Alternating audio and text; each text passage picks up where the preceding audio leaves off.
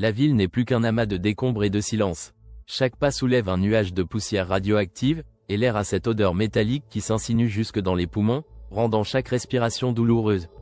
Le ciel, perpétuellement voilé par des nuages gris, ajoute à cette atmosphère de fin du monde. Les jours et les nuits se confondent, et le temps semble s'étirer sans fin.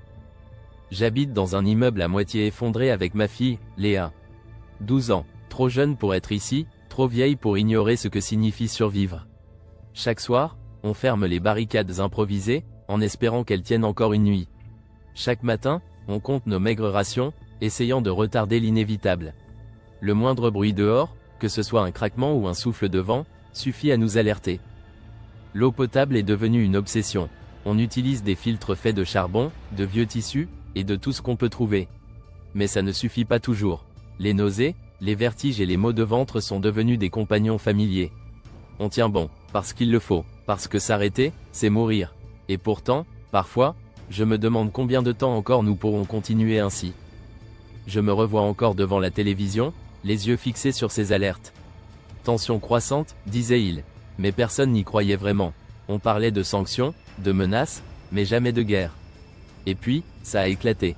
Littéralement, une lueur aveuglante, suivie d'une onde de choc qui a balayé notre monde. En un instant, tout ce qu'on considérait comme acquis a disparu.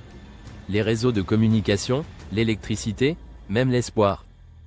Ma femme, Julie, était sortie chercher des provisions ce jour-là. Elle n'est jamais revenue. Parfois, je me réveille la nuit, persuadé d'avoir entendu son pas dans l'escalier. Mais il n'y a que le vent. Elle me manque. Je la cherche dans mes rêves, mais même là, elle reste floue, comme effacée par le temps.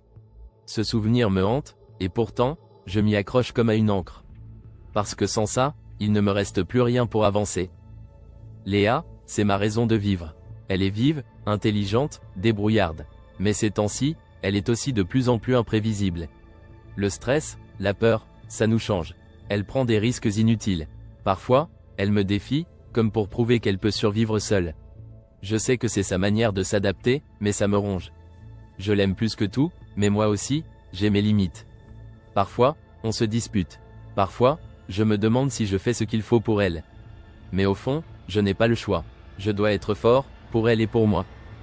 Elle a grandi si vite. Trop vite. Il y a encore quelques mois, elle rêvait de son futur, parlait de devenir astronaute ou architecte. Aujourd'hui, elle rêve juste de manger à sa faim et de voir un vrai ciel bleu. Ce matin, en ouvrant la dernière bouteille d'eau potable, j'ai compris. On n'en a plus pour longtemps. Chaque goutte devient précieuse, mais ça ne suffira pas. Les rumeurs parlent d'un réservoir intact à l'autre bout de la ville. Mais cet endroit est une zone rouge, hautement irradiée. Le genre de lieu où ceux qui entrent ne ressortent pas toujours. Pourtant, il faudra y aller. On n'a pas le choix. Je regarde Léa, qui joue distraitement avec une mèche de ses cheveux courts. Elle a toujours eu un instinct de survie impressionnant, mais là, je vois l'inquiétude dans ses yeux. Elle sait qu'on est à bout de ressources, à bout de temps. L'idée de perdre Léa me glace. J'essaie de ne pas y penser, mais ça revient, comme une vague. Une peur sourde qui m'empêche de dormir, qui s'accroche à mes entrailles. Chaque soir, j'écris dans un carnet. Mes pensées, mes peurs, des conseils pour Léa, au cas où. Je veux qu'elle sache que tout ça, je le fais pour elle. Que si je tombe, elle doit continuer. Mais écrire ces mots, c'est comme admettre que je pourrais échouer. Et ça, c'est insupportable. Quand j'étais professeur d'histoire, j'apprenais à mes élèves à analyser les grands événements du passé. Aujourd'hui, je ne peux m'empêcher de me demander ce qu'ils diraient de nous. De ce chaos, est-ce que l'humanité aurait pu éviter ça? Je viens avec toi, papa. Sa voix est ferme, presque dure. Elle n'est plus une enfant, du moins pas dans sa tête. Je réplique qu'elle reste ici, en sécurité. Elle s'emporte, ses yeux brillent de colère. Elle dit que je la traite comme une incapable, que je ne vois pas qu'elle peut m'aider. Je n'ai pas les mots pour lui expliquer ma peur. Comment lui dire que la simple pensée de la perdre me paralyse? Alors je me tais, et elle part bouder dans un coin. Mais je sais qu'elle reviendra à la charge. Plus tard, elle revient, silencieuse, et s'assoit à mes côtés. Sans un mot, elle prend ma main. On reste comme ça un moment, dans un silence lourd mais apaisant. Elle sait que je ne peux rien refuser quand elle fait ça. Je me souviens de mon père. Un homme strict, mais pragmatique. Il m'avait appris à allumer un feu, à suivre des pistes, à rester calme sous pression.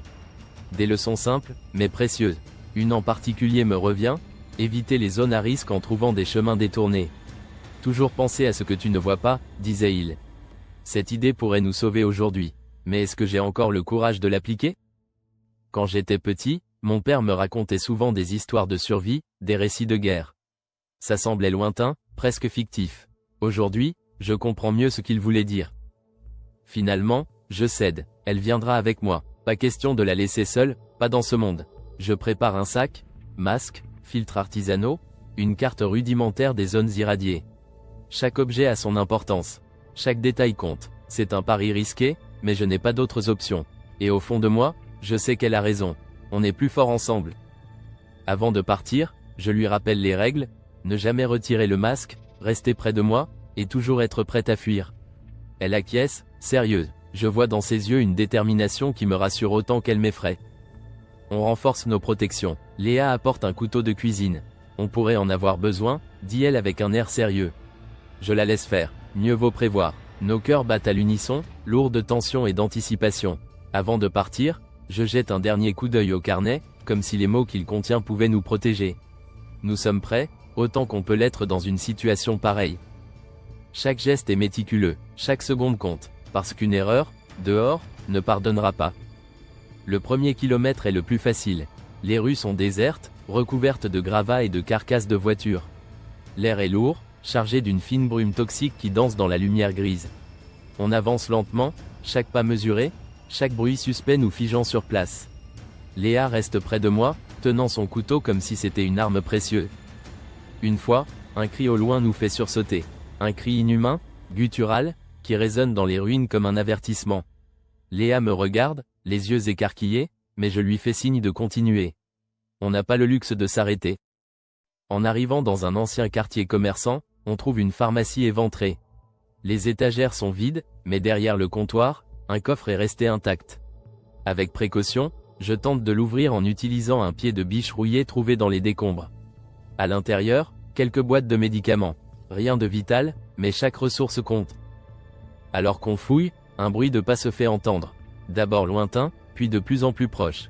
Je murmure à Léa de se cacher derrière le comptoir pendant que je me positionne près de l'entrée, prêt à défendre ce qu'on a trouvé. Un homme apparaît, maigre, l'air affamé, mais armé d'un vieux revolver. Il nous fixe, hésitant. Personne ne veut tirer le premier coup. L'homme reste immobile, le revolver tremblant dans sa main. Je lève doucement mes mains en signe de paix, espérant qu'il comprenne que nous ne sommes pas une menace. Léa reste cachée, mais je sens son regard sur moi, tendu, prêt à réagir si nécessaire. Je veux juste de l'eau, murmure l'homme d'une voix rauque, presque suppliante. Je hoche lentement la tête et lui tends une des bouteilles que nous avons prises avant de partir. Il hésite un instant, puis abaisse son arme, attrape la bouteille et s'éloigne sans un mot. Léa sort de sa cachette, le couteau toujours à la main. « Tu n'aurais pas dû, papa, murmure-t-elle. On en a si peu. Je sais qu'elle a raison, mais je ne pouvais pas faire autrement. Parfois, aider quelqu'un, c'est ce qui nous permet de rester humains, lui réponds-je. Nous reprenons notre chemin, mais l'atmosphère est encore plus lourde. Chaque pas semble peser une tonne, et chaque bruit fait bondir mon cœur.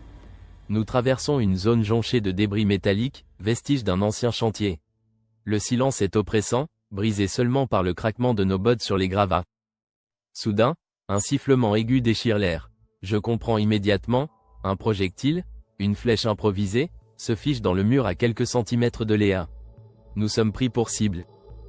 Cours, hurle-je en tirant Léa derrière moi. Nous nous précipitons à travers les décombres, cherchant un abri. Une vieille voiture renversée devient notre refuge temporaire alors que d'autres projectiles s'écrasent autour de nous. Léa tremble, mais ses yeux restent déterminés. Elle tient fermement son couteau, prête à se battre si nécessaire. Les attaquants apparaissent, deux silhouettes faméliques, armées de lances rudimentaires et d'arcs artisanaux. Ils semblent autant désespérés que dangereux. Je comprends qu'ils ne nous laisseront pas partir sans un affrontement. Je sors lentement de notre cachette, levant à nouveau les mains. On ne veut pas de problème, dis-je d'une voix forte, espérant raisonner ces âmes perdues. Mais ils avancent, leur visage marqué par la faim et la méfiance. Je sens Léa bouger derrière moi, prête à intervenir. Alors qu'un des hommes lève son arc pour tirer, je fais un geste instinctif, lançant une pierre dans sa direction. Il trébuche, et c'est tout ce dont nous avons besoin pour fuir. Léa et moi courons, plus vite que je ne pensais possible, laissant nos assaillants derrière nous. Après une course effrénée, nous trouvons refuge dans un ancien bâtiment administratif. Les murs tiennent encore, et une porte en métal solide peut être verrouillée. À l'intérieur, nous découvrons un petit stock de fournitures abandonnées, des boîtes de conserve, des piles, et même un vieux masque à gaz en bon état. Léa sourit pour la première fois depuis des jours. C'est un miracle, murmure-t-elle en ouvrant une boîte de haricots. Je sens une vague de soulagement, mais je sais que ce n'est qu'un répit temporaire. Nous devons encore atteindre le réservoir. Le réservoir est en vue. Une structure massive, entourée de clôtures rouillées et de panneaux avertissant des radiations. Je sens mon cœur s'alourdir. L'endroit est sinistre, mais c'est notre dernier espoir. Léa reste près de moi, silencieuse mais déterminée. Nous trouvons un point d'entrée dans la clôture et avançons prudemment. Chaque pas nous rapproche de notre objectif, mais l'air devient de plus en plus lourd. Je sens les effets de la radiation, un vertige léger mais constant. Léa semble également affectée, mais elle ne se plaint pas.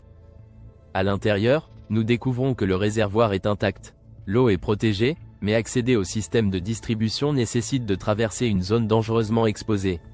Reste ici, dis-je à Léa. Elle proteste, mais je suis catégorique. Je reviendrai vite. Traverser la zone irradiée est une épreuve. Chaque seconde semble s'étirer à l'infini, et chaque respiration brûle mes poumons. J'atteins enfin le mécanisme et remplis plusieurs bouteilles. Alors que je fais demi-tour, une alarme retentit. Une partie de la structure commence à s'effondrer, piégeant mon chemin de retour. Je fais un détour, perdant un temps précieux. Mon corps me trahit, mes forces m'abandonnent, mais je m'accroche à une seule pensée, Léa. Je parviens à sortir, les bouteilles d'eau toujours en main. Elle m'attend, les larmes aux yeux, mais avec un sourire de soulagement. Nous retournons à notre refuge avec l'eau. Je ressens les premiers symptômes de l'exposition, fatigue extrême, nausées. Léa prend soin de moi, utilisant les médicaments que nous avons trouvés pour atténuer les effets. Elle ne dit rien, mais je vois dans ses yeux une détermination renouvelée. Elle promet qu'on survivra, quoi qu'il arrive. Avec l'eau et les provisions, nous avons un peu de répit. Je note dans mon carnet que, malgré tout, nous avons réussi. Cette épreuve nous a changés, mais elle nous a aussi rapprochés. Léa est plus forte que jamais, et moi, je trouve une nouvelle raison de croire en l'avenir. Un vieux poste radio trouvé dans les décombres émet un signal faible, mais compréhensible. Il y a d'autres survivants. Une communauté, une chance de recommencer. On y arrivera, dis-je à Léa. Et pour la première fois depuis longtemps, je le crois vraiment.